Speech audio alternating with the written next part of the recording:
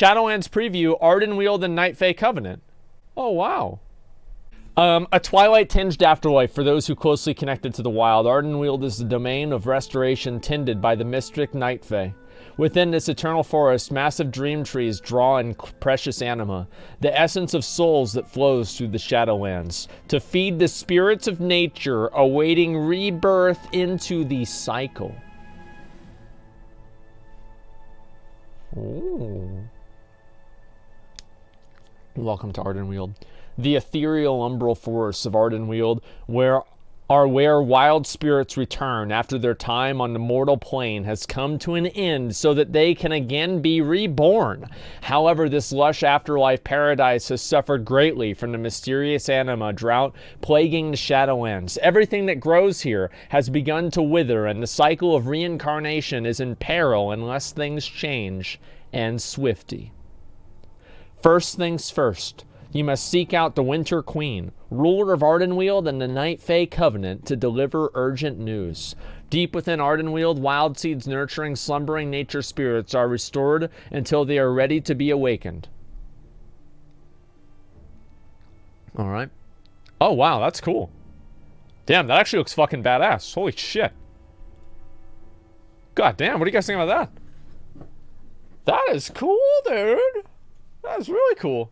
The Nighthold? Yeah, kind of. Ardenweald's inhabitants. Meet the denizens of Ardenweald. Fairies.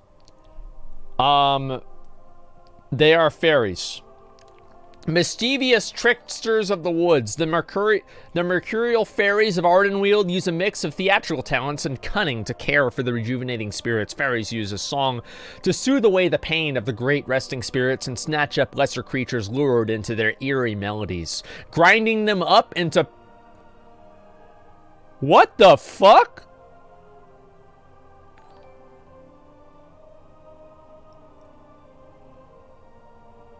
What the fuck, dude? These guys are assholes. What the fuck, bro? Grinding up in Apollo says, fairies are just as easy to appease as they are to offend, so be wary of your actions. So fairies are basically Twitter users. All right, let's go to the next one. Vorkai. The fierce and daring Vorkai are the protectors and guardians of our Ardenweald. Vorkai make up the bulk of the Winter Queen's wild hunt, who safeguard the domain against those seeking to bring in balance. During the anima drought, it has fallen on them to enact the Winter Queen's decrees, which groves flourish, or all are left to wither. Sylvar. Loyal, polite, and graceful, the Sylvar are crafters and enchanters who create toys, foci, and magical objects to maintain to maintain the ebb and flow of existence in Ardenweald. Recently, some groves in Ardenweald have been decreed to let their nurtured souls perish.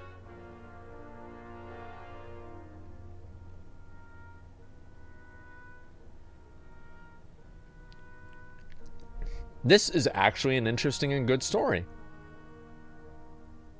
This is actually an interesting and good story. Like, this is actually good.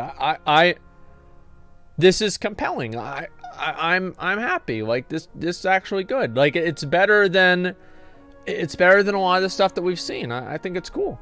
Okay, let me see here. Trin Inn. What the fuck is this?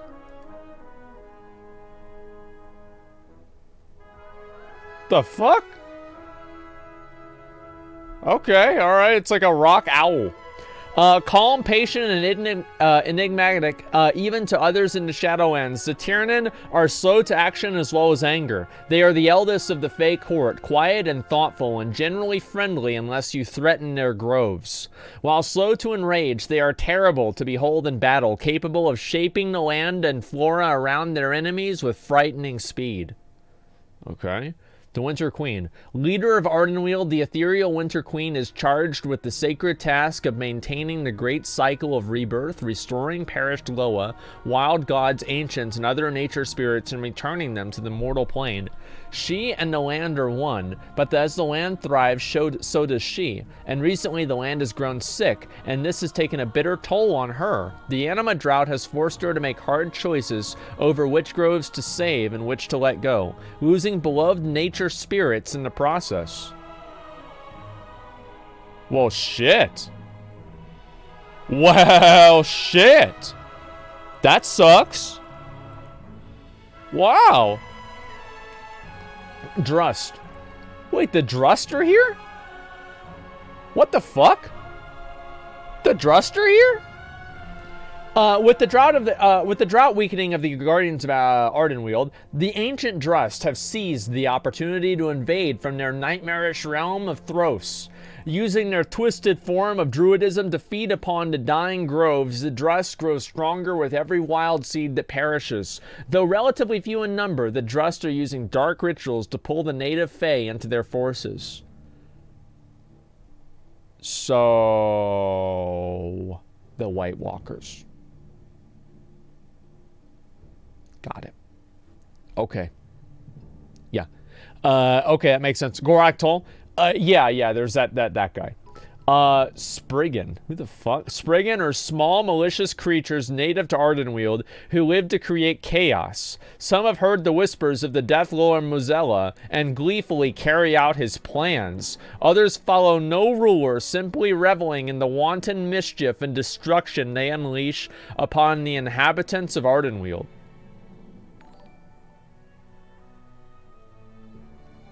So Spurgin. Yeah, they're Spurgin. Alright, that's cool. I like these guys, actually. Yeah, they aim to make these guys a playable race. That's fucking hilarious. Spurgin. Perfect, man. Look at him. Stolen from New World. I don't know what that is. Mortal Souls. In addition to the native Fae creatures that the forest calls forth to nurture the wild seeds, Ardenweald serves as an afterlife for mortal souls who shared a special bond with the natural cycle. Hunters, druids, and others who tended to the land may be judged worthy of an eternity spent in caring for the wilds. Upon arrival, these souls can choose an animal form infused with the celestial magic of Ardenweald.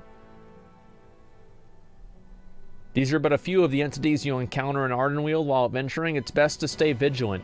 You might even cross paths with the long-past heroes of Azeroth who long wander this world.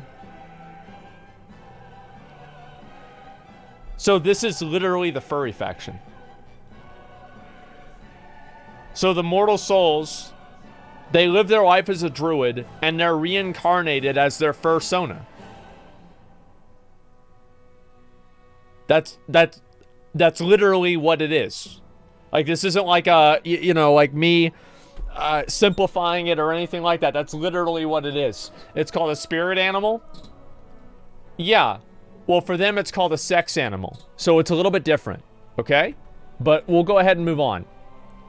Night Fae Covenant. When players reach maximum level and explored the first 4 zones, they'll be able to pledge themselves to a covenant, like the Night Fae. Each covenant offers its champion's abilities, along with the other powers as cosmetic rewards that can be unlocked through a covenant campaign, an epic storyline unique to the faction. The Alliance also gives power to the player, access to Covenant Sanctum, a hall only open to players who have forged a pact with its rulers. Power of the Night Fae. Here's the signature ability that Night Fae bestow upon their champions.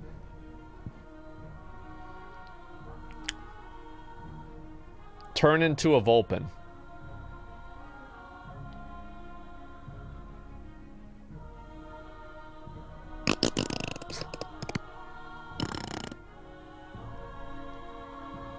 You know Dude. what?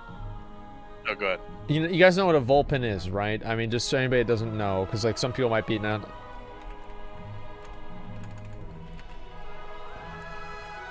This is a Vulpin.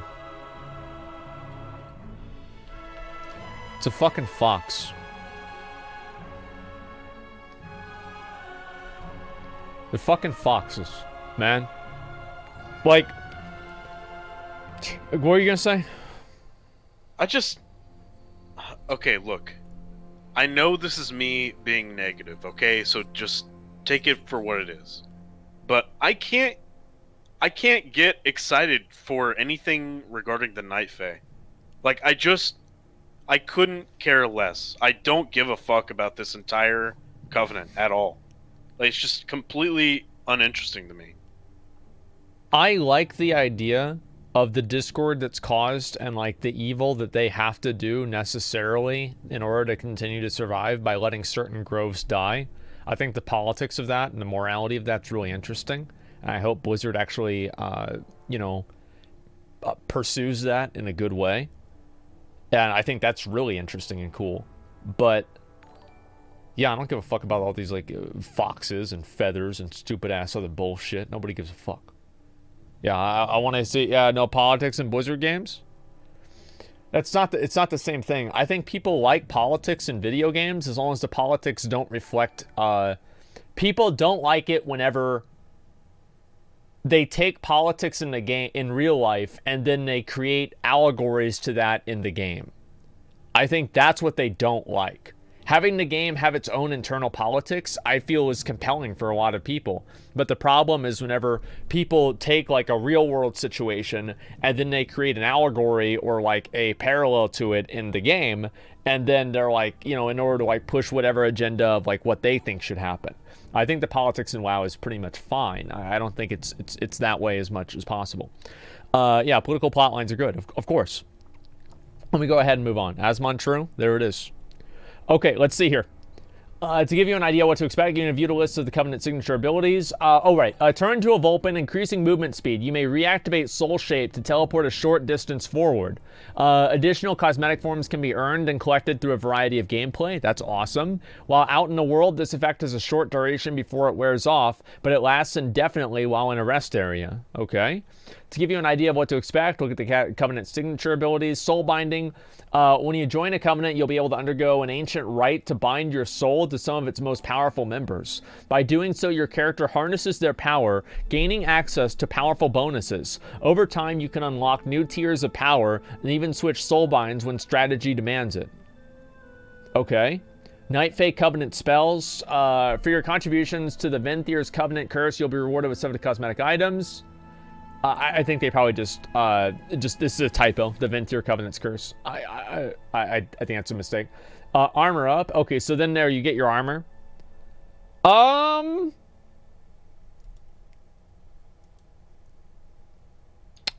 It's okay. I mean, the plate is obviously, again, the best one. Really? That's I think the one on the left is pretty cool. Like, you don't like that one? No. No. I don't know, man. Stupid. Really? Stupid. Wow. Okay. All right. Yeah. I'd take a piss. I'll be right back. Oh, man. Yeah, I don't give a fuck about this Covenant at all. I don't care about. Look, I think it's important to respect nature, okay? I think we should do whatever we can to preserve it. But like worshiping it and like, forming rituals around it, that's too much. Just can you sit down? Let's go. Get on with the show. Okay, all right, fine. Fucking rituals about what? Nature, dude. Ah, jeez. Okay, yeah, let's go over here. All right. Mists of Time, Mists of Tyrannus, Scythe Dungeon, and Spoilers Inside. Okay, let's see here. Oh, shit. Despite the whirlwind of chaos stirred by the Anima Drought, Time Scythe has been eerily quiet. Go forth and investigate the grove's inhabitants, and precious wildlife sieves are safe. Difficulties normal, heroic, and mythic, obviously. Holy shit. So, listen. This is cool. I like the Night Fae. Like, it's better now than I thought it was going to be. I'll definitely say that. I thought it was going to be much stupider, and this does seem to be like an improvement on my original expectation. So I would consider that a positive, 100%.